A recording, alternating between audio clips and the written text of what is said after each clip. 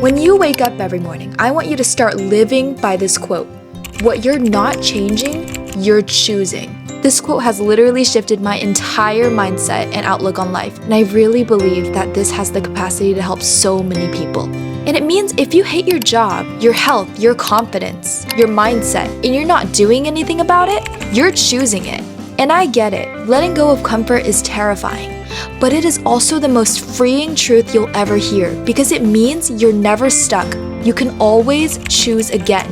Now imagine if you only had 30 days left to live. It's wild how so many of us believe that we have so much time and spend our entire lives living to please someone else. And during times of intense stress and uncertainty, especially being a young adult and as a Georgia Tech student myself, it makes it so easy to let yourself go and neglect your mental and physical health.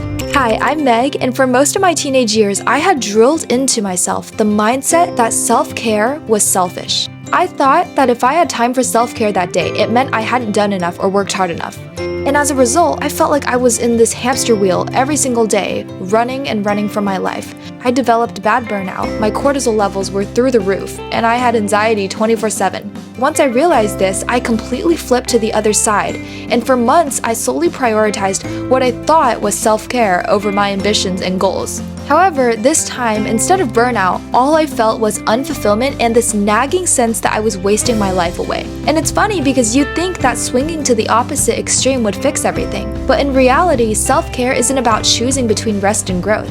It's about finding that middle ground where you can be both ambitious and gentle with yourself at the same time.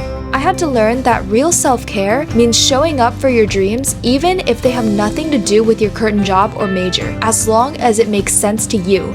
It's about giving yourself permission to want more and to rest enough so that you have the energy to chase it. For me, that means studying for my degree, yes, but also making videos like this, educating myself financially so that I can become independent, and sharing what I'm learning and experiencing every day with the goal that it even makes a difference to one person. And if I've learned anything, it's that you don't have to earn your rest by working yourself to death. So now when I feel that old burnout creeping in, I remind myself that taking a break doesn't make me lazy. It makes me stronger for the long run. And on the flip side, staying up for an extra few hours to study for something I'm passionate about isn't toxic either. It's coming from a place of love and peace. So imagine if you really did have 30 days left. Would you really want to spend them lying in bed for days avoiding your own goals? Or would you finally let yourself truly live? So if you need this reminder today, here it is. Self-care isn't selfish. Ambition isn't toxic.